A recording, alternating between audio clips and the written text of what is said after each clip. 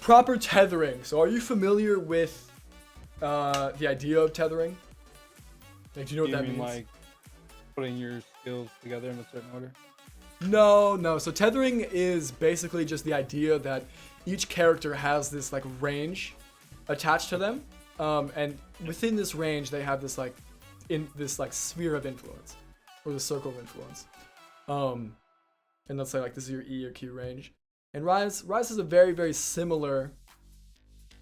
This might actually be a little bit longer. It is a very, very similar range, but the idea is you guys kind of want these circles to be like very, very close to each other.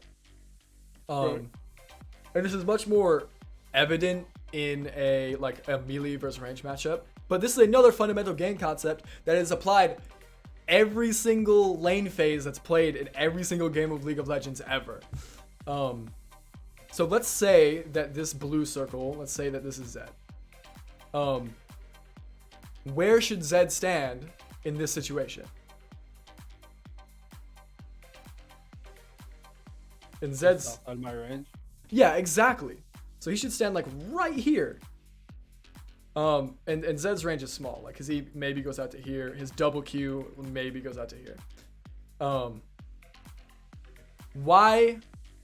Why should he stand there? So he has somewhat of a threat towards me? Yeah, exactly.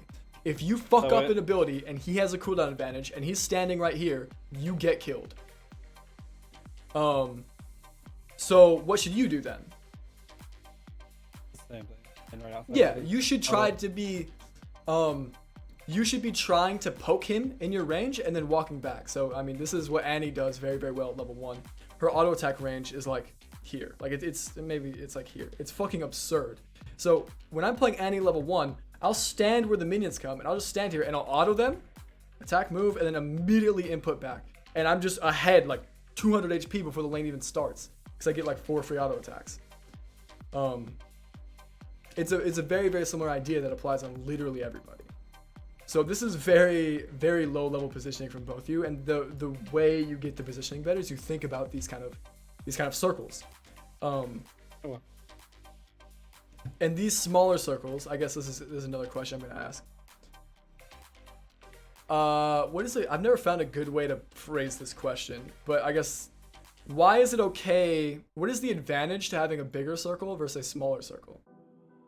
So like, if I have a bigger circle, I can technically invade their circle. Mm-hmm. My circle can invade their circle without them doing anything. Yeah, exactly.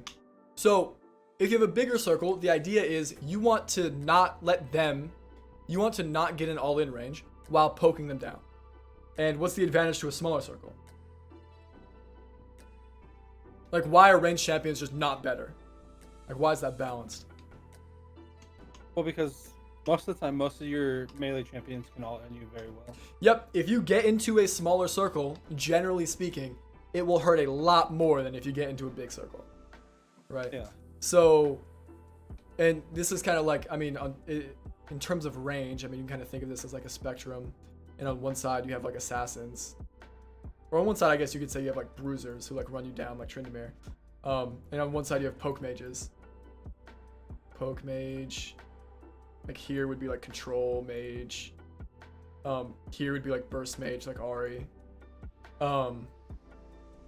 The farther you get to the left, the smaller the circle is, but the more damaging it is to get hit by it, right?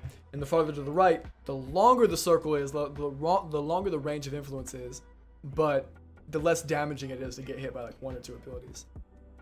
Does this make sense? This is kind of abstract and hard to understand, so just let me know if it doesn't make sense. No, that makes sense. Okay.